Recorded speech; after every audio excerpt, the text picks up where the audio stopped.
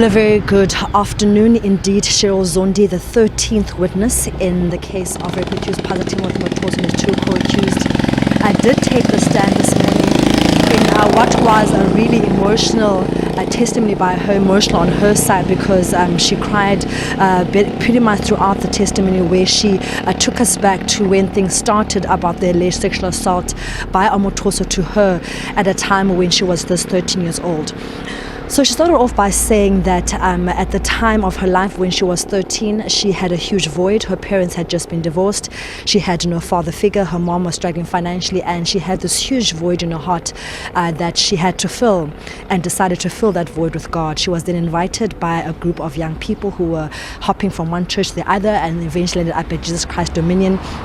And she described how when she stepped into the church at Jesus Christ Dominion International, she found it almost like heaven-like. She described the draping, how beautiful it was, how there were many young people in the church, how they were involved in the church, how beautiful the people in the choir sang, how just absolutely beautiful the church was. And on that day, she vowed that this was the church she was going to call her spiritual home.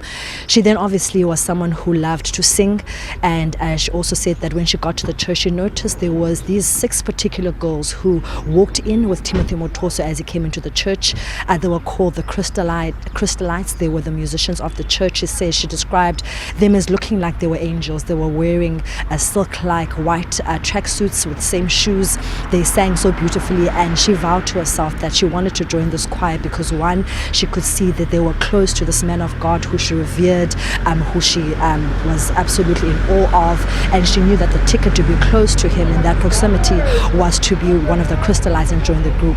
She then auditioned for the Crystalites and then became a member of the group, and then she took us to Durban, where she explains what the horrific ordeals of what she alleges happened at the hands of Omotoso, where during one afternoon after she arrived at the house, she found many girls.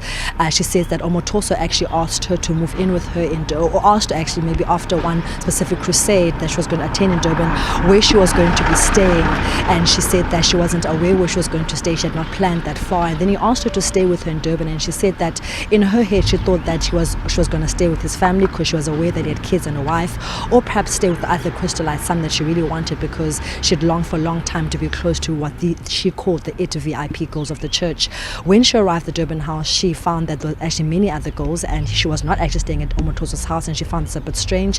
Then the day after that, she was called to his room, where she alleges she knocked on the door, she went in, and then she alleges that Omotoso proceeded to ask her, what she wanted for him. And she said, the one thing that she wanted more than anything else just to sing as beautifully as the Crystalites. And he kept on saying to her, no, I don't really want that answer. And he was really annoyed by that and really urging her to say something else. And she kept on saying, all I want is to sing as beautifully as the Crystalites. And if you can make that happen for me, I would be so fulfilled.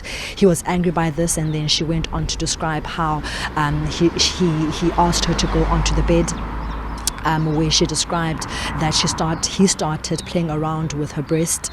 He then opened his thighs, and she explained how in really graphic terms he performed what she stated as sexual interactions with her inside that bed. She was obviously shocked, not aware what was going on, and then she proceeded to leave her room.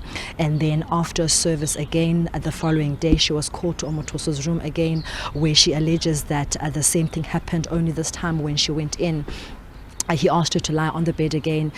He went on top of her. He took Vaseline. He started what she stated as was saying, fiddling with himself, and then proceeded to do what he did the day before again to her.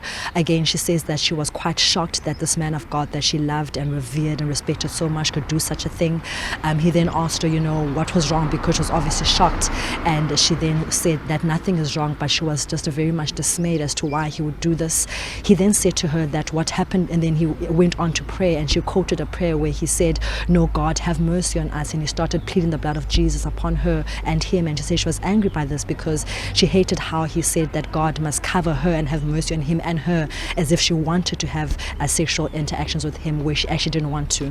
He then said to her that what happened between her and Omotoso on that bed, as she alleges, was a covenant but between her and God and Omotoso, and she had no right to tell anyone. And if she did tell anyone, she would die, because because she would break the covenant. So she vowed to herself that she would keep this oath or keep this covenant a secret, and went to bed that night shocked, really very anxious, very scared, not really know what's really going on, and asking herself so many questions, but also fearful and wanting to make sure that, as the man of God had said, she doesn't break the covenant, and because this will result in her death.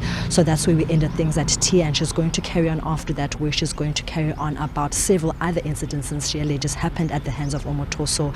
And like I said earlier on, it was really emotional, where throughout her testimony she had to stop, take a break, cry, and then recite again what allegedly happened to her at the hand of this rape accused pastor Timothy Omotoso. For now, it's back to you in studio.